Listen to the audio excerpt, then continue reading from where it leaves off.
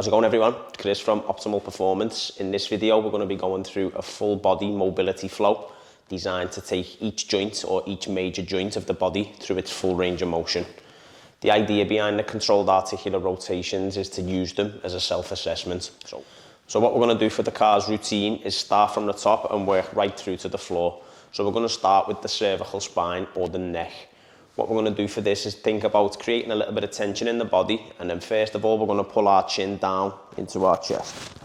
From that position we're going to scrape the chin across the collarbone and then pull the ear behind the midline, which is lateral flexion.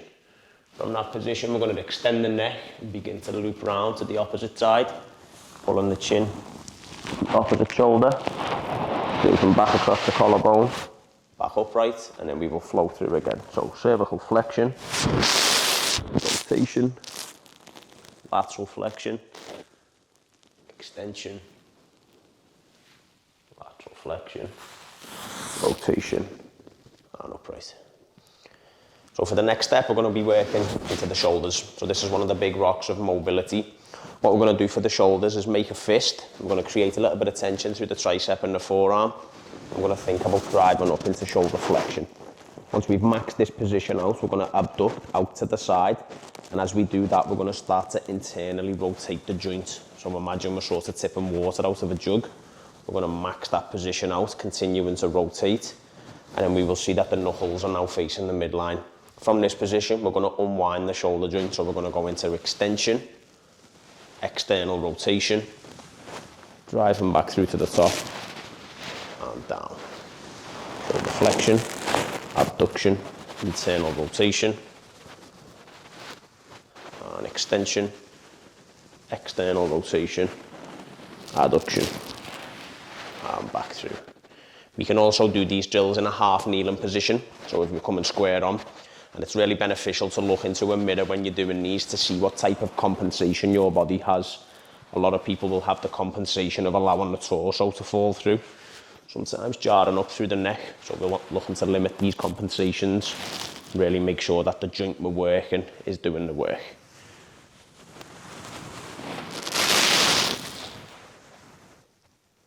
So we're now going to be working into the elbow joint. So what I'm going to do for the elbow controlled articular rotation is drive the inside of the elbow into the rib cage.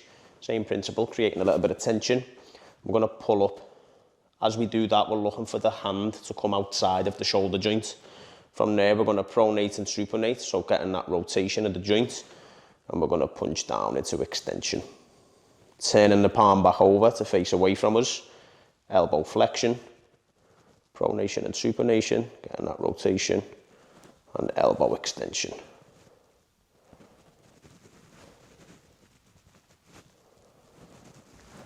Once we've targeted the elbow controlled articular rotations, we're then going to move into the wrist. So this is a little bit more difficult. A big compensation pattern you usually see with this is people using the fingers. So what we're going to do is we're going to lock in at 90 degrees. Exactly the same principle, rooting the elbow into the rib cage, and then we're going to take hold just underneath where the wrist begins. From that position, we're going to drive down. Once we've maxed this position out, we're going to sweep inwards, squeezing back up. Now this is the position that we're really looking to limit, cupping the hand, letting the wrist joint do the work. Once we've maxed that out, we're going to sweep across to the right, back through, and then we're essentially drawing as big a circle as we can with the wrist joint. Once we've completed that in terms of the shoulder, the elbow and the wrist, we will obviously transition onto the opposite side, and that's going to be proximal to distal mobility complete for the upper limbs. So for the next phase of the mobility routine, what we're going to be doing is working stuff on the back side of the body, so the scapula, or as the shoulder blade as some people call it. What we're going to be doing for this is bringing our arms out to parallel and then just slightly out to 45 degrees, and then we're going to make a fist once again to create a little bit of tension in our body. What we're first going to do is shrug the shoulder blades up towards the sky, which is scapular elevation, and then we're going to punch them forward, allowing them to wrap around the rib cage, maxing this position out. This is scapular protraction. From there, we're going to drive the shoulder blades down into the back pocket, scapular depression, and then we're going to retract, pinching them back. Once we've maxed this position out, we're then going to start to become like a little bit more flowy with this. So we're going to start to rotate round, allowing the shoulder blades to move freely around the rib cage. Feels really nice. Once we've milked this out a little touch, we can then work in reverse, allowing the shoulder blades to flow around this rib cage, which is really key for the health of the joint. That also allows you to improve pressing and also rowing mechanics as well when we add load through these joints in the gym.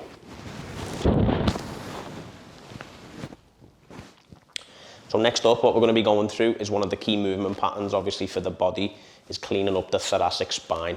So what we're going to be doing for this is almost imagining that we're in a bucket of cement from the waist down. So we want to really try and limit, as we move the spine, the pelvis throwing out for us. We want to make sure that the spine creates all the momentum and all the movement. What we're going to do, cross our arms, and then we're going to pull down into thoracic flexion, almost imagining that we're peeling our upper back off a wall. From there, we're going to rotate as far as we can. And then we're going to laterally flex, which is a side bend. Once we've maxed that position out, we're going to extend to the back of the room, and then we're going to begin to transition across to the left. When we come across to the left, we're going to max this position out, and then we're going to think about pulling the opposite elbow to the opposite quad, sweep back through, and come upright. From that position then, we're going to do the exact same, but we're going to bias the opposite side first. So this time, left rotation, left lateral flexion, thoracic extension, peeling across to the opposite side of the room, left elbow pulls to the right quad, sweeping through back to neutral, and upright.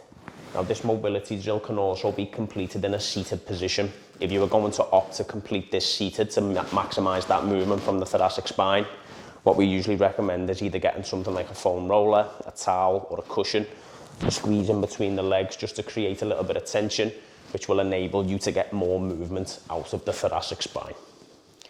So the next phase of the controlled articular rotations we're going to be going through is working the whole spine. So a classic cat-cow, or what we like to call it, is spinal segmentation, trying to move each part of the spine as an individual. What we're going to be doing is coming into a quadruped or an all-fours position, and we're going to basically screw a little bit of tension into the floor. So what we're going to do is imagine that we're driving our biceps to face away from us. From there, we want to think about everything moving off the pelvis and the tailbone to begin. So what we're going to do is drop the pelvis down and imagine that we're punching our tailbone up towards the sky. Once we're into this position, then we're going to start to think about the lumbar spine, and what we want to do here is sort of punch the vertebrae down through the belly button as if they're sinking towards the floor. From there, when we've maxed that out, we're going to start to think about pulling the chest to the sky, dropping the vertebrae down through the rib cage, through the sternum. So at this point, we're thinking about all the vertebrae travelling towards the floor by pulling into extension. We're then going to start to climb the cervical spine into play, pull the chin to the sky. And in this position, we're going to spend a little bit of time by inhaling and exhaling. So we're going to take a nasal inhale through the nose. And then as we push air out the tank, and really try and maximise that position. From this spot then, everything stays the same, and we're going to think about tucking the tailbone between the legs. So we're going to tuck this round, then we're into the lumbar spine again. We're going to think about sucking the belly button out of the low back, round and out into that low back. Then we're into the mid back, allowing the rib cage to drive out the t-shirt. We're then going to tuck the cervical spine or the neck towards the chin to chest. Pausing there, and then the same principle, inhale. And then as we exhale, we're thinking about tucking the tailbone further, driving the vertebrae to the sky. We then unwind and transition between each position of the lumbar spine, thoracic spine, cervical spine extension, and then transitioning into flexion.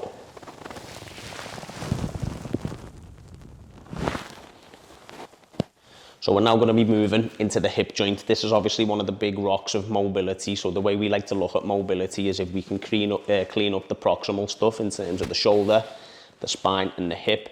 The distal stuff like the elbows and wrists and the knees and ankles usually move a little bit freer and easier, which obviously limits chance of injury. So yeah, we're going to be going through the hip controlled articular rotation.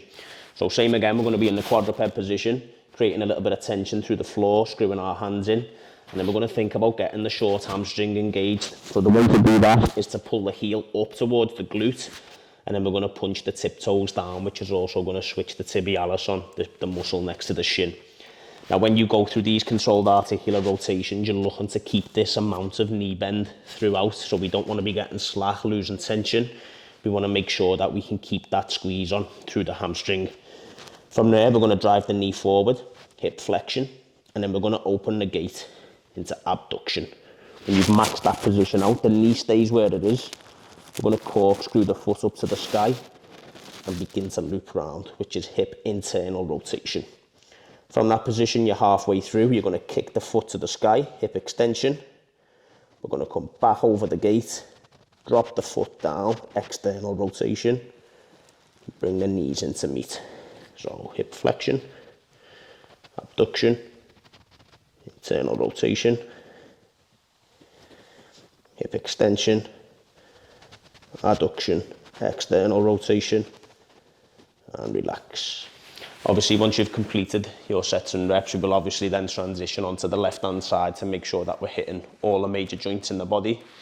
That is the hip controlled articular rotation. So the next controlled articular rotation we're going to be going through is the knee. Obviously, before we go into this drill, it's just going to be talking about the importance of the shin relative to the femur. So when we look into the tibia, which is the big shin bone, in a lot of sporting situations, obviously where we're going into rotational movement patterns, this is key. So what we're going to be doing first is isolating the shin, and then we're going to bring the knee joint into flexion and extension. So what we're going to do is start in a seated position, and we're going to pull the tiptoes up to the shin again. From there, we're going to lock our hands into behind the crease of the knee, and we're going to imagine that we have a pole through the top of the kneecap and it's coming out of the heel, almost like a piece of kebab meat in a chippy. We want to think about our lower leg being that kebab meat, and then this locks in, so we want to limit this moving, and we want to really isolate that shin. Once we're in that position, we're going to try to internally rotate the shin, so the foot will move with it, but we want to make sure that the shin is actually translating towards the midline of our body, and then we're going to externally rotate. We're going to begin to transition in and out of these positions, squeezing a little bit of force into each end range, trying to open that shin up. And when we feel as though the movement has then become a little bit freer and easier, we're then going to be targeting the knee joint in these positions. So we're going to internally rotate the shin or the tibia. We're going to drive the knee up into extension. Once we've maxed that position out, we're going to externally rotate the shin, and then we're going to pull up into knee flexion. Same again, internal rotation of the shin, knee extension, external rotation of the shin, knee flexion. We can then obviously transition the opposite way to open the knee joints up into all the major movement patterns. But that is the main premise of the kneecap, is to be a hinge joint. So we're going to be able to flex and extend, but really isolating that shin into rotation to make sure that we have fluidity between each of the joints from the upper limb and the lower limb. That is the knee controlled articular rotations. So the final controlled articular rotation of this routine is going to be looking into the ankle joint. So obviously we've started at the top with the cervical spine, flowing right through the body, and we're going to be finishing at the feet and the ankles. So for this drill, what we're going to need to do is raise the foot in an ideal world. You can use a yoga block, a towel, you can hang it off the end of the bed, or obviously you can use the opposite foot to bridge it up, which we're going to do in this example. What we're first of all going to do is pull the tiptoes up to the sky or towards the head, which is ankle dorsiflexion. From that position then, we're going to punch as far down as we can, ankle plantar flexion, and then we're going to take the foot towards the midline of the body, which is ankle inversion. From that position, when we've maxed that out, we're going to squeeze back up to the sky, so inversion paired with dorsiflexion, and then we're going to evert the ankle as far out to the left-hand side as we can. Now this position, particularly, a lot of people lose the whole leg, and you will see the femur, the shin, the knee and the hip joints beginning to rotate. So if this is you, what we're going to try and do is, even if it feels as though the ankle is moving less, we're going to try and limit the whole leg coming out and just maximise what the ankle joint can do as a standalone joint. So we're going to flow through again. Ankle dorsiflexion, ankle plantar flexion, inversion, inversion with dorsiflexion, eversion out away from the midline, and punching back down. Once we've gone through that, we can also then obviously revert the opposite way, but the idea behind this is obviously, with all of the controlled articular rotations, is to draw as big a circle as you can maximizing every single range of motion that is available at that given joint. Same principle as before. Once we've done that, we're going to transition onto the opposite side to make sure that we've hit all the major movement patterns in the body and opened up the joints into every range of motion available. That is the full body controlled articular rotations routine.